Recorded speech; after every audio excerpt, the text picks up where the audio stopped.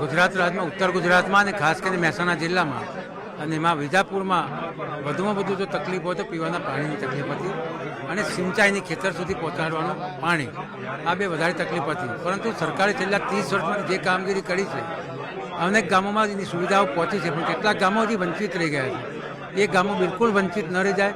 ગામે ગામ જલ સે નલ યોજના છે, ત્યાં દરેકના ઘર સુધી પીવાનું શુદ્ધ પાણી પહોંચે અને ખેતરમાં સિંચાઈનું પાણી પહોંચે. આ મારી પ્રાયોરિટી છે. એની સાથે સાથે શિક્ષણ અને આરોગ્યને લગતા કોઈ પણ પ્રશ્નો હશે એમાં હું ચોક્કસપણે મારું સમય વ્યતીત કરીશ. અને વિજાપુર તાલુકામાં જેમ આ બાજુ બહુચરાજી બાજુ સાણંદ બાજુ જે ઉદ્યોગો આવ્યા છે એવો રોજગારી આપે એવો એક મોટો કોઈ ઉદ્યોગ આવ્યો નથી. એ ચોક્કસ મહેનત કરીને એક મોટો ઉદ્યોગ લાવે. અમારી ફરક પડે કે ન પડે પણ પ્રજા માટે ચોક્કસ ફરક પડતું હોય છે. મારા પર્સનલ સિદ્ધાંતોને કારણે વિસ્તારના લોકોને અન્યાય ન થાય એને ન્યાય અપાવવા માટે અને સરકાર જ્યારે આટલી વિવિધ યોજનાઓ લાવી રહી છે અને 2 લાખ કરોડ રૂપિયાનું બજેટ જ્યારે હોય ત્યારે મારા વિસ્તારના લોકો એનાથી વંચિત ન રહી જાય એના માટે ભારતીય જનતા પક્ષમાં જોડાઈને ધારાસભ્ય તરીકે ચૂંટાયો છું. વિજાપુરના લોકોની જે પ્રગતિ છે એમાં કોઈ પણ જાતની રૂકાવટ ના આવે એના માટેના પ્રયત્નો કરીશ. આવી ચર્ચા અને અભિલાષા પ્રજાને પણ છે અને હોઈ શકે, પરંતુ એવી કોઈ શરતો સાથે કે કોઈ કન્ડિશન સાથે પ્રજા અમને ભારતીય જનતા પક્ષમાં લીધા પણ નથી ને અમે આવ્યા પણ નથી. અમે પ્રજાનું હિત જોઈને આવ્યા છે ત્યારે પ્રજા હિતના વધારે કાર્યો જ થાય, એ પછી ધારાસભ્ય તરીકે થાય કે બીજા કોઈ પ્લેટફોર્મ પરથી થાય, પણ પ્રજા એ મારી સર્વોપરી રહેશે.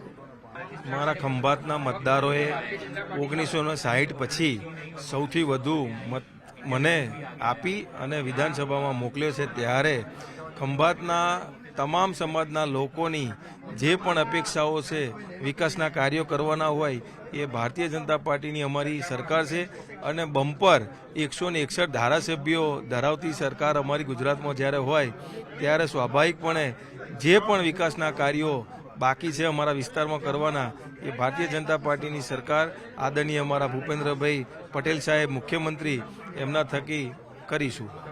પ્રજાના વિકાસના કામોની મારા વિસ્તારમાં જે જરૂરિયાત છે એને પૂર્ણ કરવા કાયમી પ્રયત્નશીલ રહીશ. જ્યારે ચૂંટણીની શરૂઆત થઈ ત્યારથી જવાહરભાઈ સુસુપ્ત હતા. અમારી કોઈ પણ મિટિંગમાં જ્યારે મોદી સાહેબ આવ્યા ત્યારે કે પાટીલ સાહેબ આવ્યા ત્યારે એક પણ મિટિંગમાં હાજર નહોતા. પોતે ક્યાંય ખુલ્લી રીતે અમારી સામે આવેલ નથી, પણ ક્યાંક ને ક્યાંક એમનો પરિવાર ભારતીય જનતા પાર્ટીની વિરુદ્ધ કામ કરેલ છે અને તેમાં પાર્ટીને જાણ કરેલ છે. જવાહરભાઈ જે કરવાનું હોય એ એની પ્રવૃત્તિ છે, મારે એમાં કાંઈ લેવા દેવા છે નહીં. હું ભારતીય જનતા પાર્ટીમાં જોડાણો, ભારતીય જનતા પાર્ટી મને ટિકિટ આપી અને હું ભારતીય જનતા પાર્ટીમાંથી ધારાસભ્ય તરીકે જીતો. પક્ષની જે કાંઈ કામગીરી કરવાની થાય, પ્રજાના કાર્યો કરવાની થાય, હું કાંઈ નહીં કરતો રહીશ. એમાં મારે જવાહરભાઈને કોઈ લેવા દેવા થતા નથી. મારા વિસ્તારના જે કાંઈ પડતર પ્રશ્નો છે એમાં ખાસ કરીને અમારે ઘેડ વિસ્તારની અંદર ઓઝત અને ભાદર 2 નદી નીકળે છે. જ્યારે રાજકોટની અંદર જો વધુ વરસાદ હોય તો એના પૂરના પાણી અમારા વિસ્તારમાં ફરે અને ઘેડ વિસ્તારને જે નુકસાની થાય છે એના કાયમી ઉકેલ માટે આ બંને નદી ઊંડી અને પોળી થાય એ કામની મારી પહેલી પ્રાયોરિટી રહે.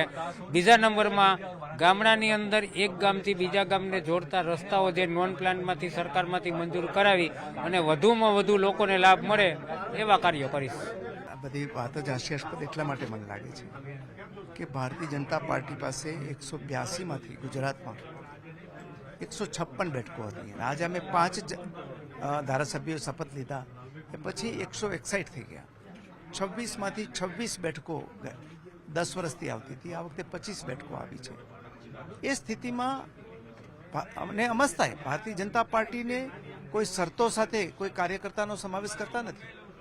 એ ક્યારેય ભૂતકાળમાંય બન્યું અને મારો સ્વભાવ પણ એવો છે કે હું જ્યાં જાઉં છું ત્યાં સમર્પણ ભાવ સાથે જાઉં છું.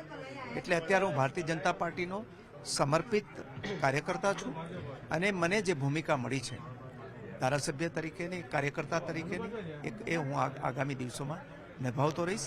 આવી કોઈ વાત આજે છે નહીં. સ્થાનિક રાજકારણમાં વડોદરામાં કોઈ પણ પ્રકારની તકલીફ નથી. બધા જ સાથે મળીને ભારતીય જનતા પાર્ટીનું કામ કરે છે અને આપે જોયું કે લોકસભામાં 5,82,000ની લીડ અને મારા વિધાનસભામાં 83,000ની લીડ. તમામ કાર્યકર્તાઓ અને હોદ્દેદારોની મહેનતથી જ આ પરિણામ આવી શકે. એટલે બધા જ કામ કરે છે અને કોઈ પણ જાતની તકલીફ નથી. અગાઉ ધારાસભ્ય જે જીત્યા હતા એ ગયા વખતે અપક્ષ લડ્યા હતા અને પોતે પોતાની ડિપોઝિટ ગુમાવી ચૂક્યા છે. આ વખતે એમને કોંગ્રેસને સપોર્ટ કર્યો હતો, એટલે એમની ભૂમિકા કાયમથી વિરોધમાં રહેલી છે અને પ્રજાએ એમને જવાબ આપી દીધા છે.